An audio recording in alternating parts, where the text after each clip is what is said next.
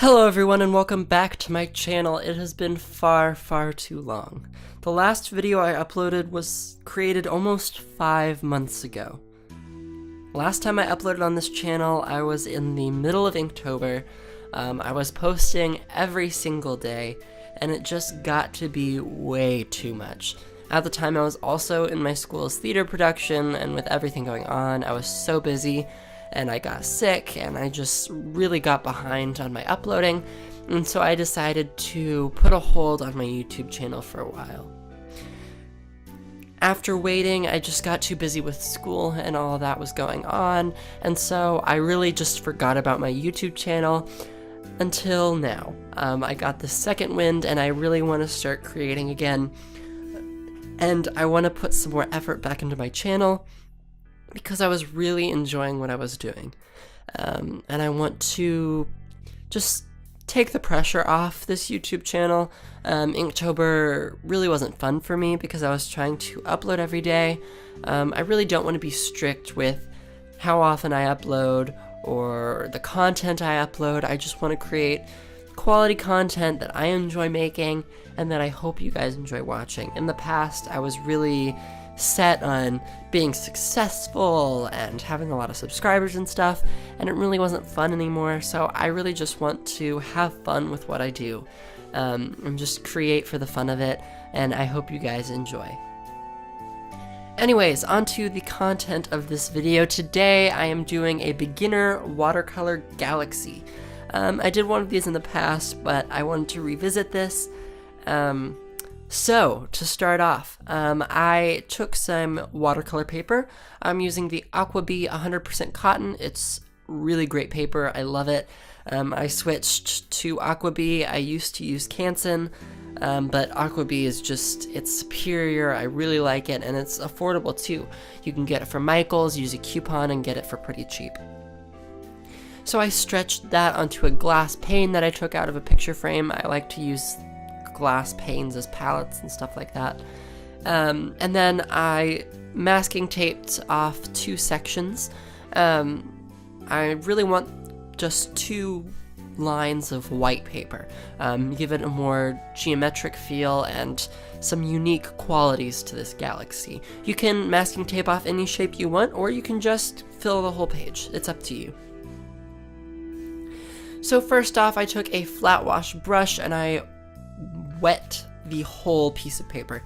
I really like wet on wet technique, and it's almost necessary for watercolor galaxies because you really want it to be smooth and even. So first off, I went in with a light blue color.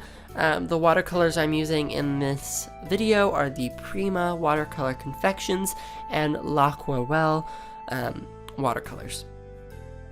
So first I used the blueberry color from the Watercolor Confections palette. I'm using Decadent Pies, and I diluted it to be pretty faint, and I went around the edges of the entire paper. I wanted to leave this abstract shape that's just white. This will be the center of the galaxy, the bright spot that you see in lots of pictures, and it has a lot of eye movement and added contrast to the piece. So I went in around that while the paper was still wet, and it faded into the white section, so it was nice and smooth throughout. Then I gradually darkened this mixture. There's another blue in that Decadent Pie set, I forget what it's called, but it's a really nice bluish gray, and I went in with that, and went in around all the edges, just once again to add more contrast, and to add more depth to the piece. Now I also used L'Aquarelle. I got L'Aquarelle in an Art Snacks box a long time ago. This is a black watercolor, and it is amazing. It is an artist quality pigment, while the Prima Watercolor Confections are student grade watercolors, and it's a marvelous watercolor. It's binded with honey, which is unique. Not a lot of watercolors use honey as a binder, but it just makes the watercolor so smooth. And the pigment is so saturated, just a little bit, and it is jet black. It is a wonderful watercolor, and I highly recommend it. So I mixed that with the blue Prima watercolors because the black L'Aquarelle has some reddish undertones. When it's diluted enough, it's warmer instead of a cool black. So I mixed it with the blue to help it match with the blue that's already in the piece.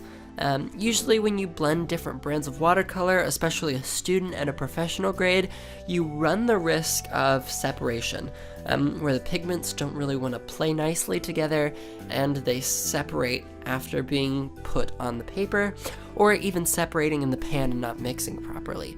I really didn't have an issue with this, and I think it's because the Prima watercolor confections are a really high-grade student watercolor. Some people love them, some people don't. I personally am a big fan of Prima watercolors. They work really well. I think they're a really high quality student grade. And for the price, they're amazing, especially for the tin you get them in. So I think that's why they mixed so well with the L'Aquarelle. And the L'Aquarelle is just so amazing that I'm not surprised it didn't work well. So I went in with the mix, and then I almost went in with just jet black here to really give some added contrast and to just darken the whole piece. Don't forget, space is vast emptiness, and it's just black most of the time. So galaxies really need to be nice and dark. I also like the vignette effect it creates, makes the piece really appealing. And yeah, so this is just me going in with the edges. So if you want to try this at home, I highly recommend it. Galaxies are super fun, chill, there's nothing too stressful about them, so you can really just create them for fun. You can choose any color you want: red, purple, blue, green, yellow. Anything really works with the galaxies, but I'd stick to one color per piece, or at max 2. You don't want your galaxy pieces to get too muddy with colors. So finally, I went in with some white ink that I have. This is the Dr. P.H. Martin's white ink. I really love the stuff. It's great. I just went in with a big brush and tapped the dots onto it. And then I just finally peeled off the tape when I was done. I did paint in some trees at the bottom. This wasn't captured on camera. I was sitting at the wrong angle, but they were pretty simple to put in. You don't have to put them in if you don't want to. I just wanted to add that in. Make sure when you're pulling the tape off of your finished piece that you wait for the piece to be completely dry. And always pull your tape at an angle. If you pull just straight on or too quickly, your paper will probably rip. That's why I have that little bit of rippage right there, but it wasn't too noticeable and it was on the white section, so I think it's okay. I hope you enjoyed today's video. Subscribe to the channel for more content, and I'll see you next time. Bye.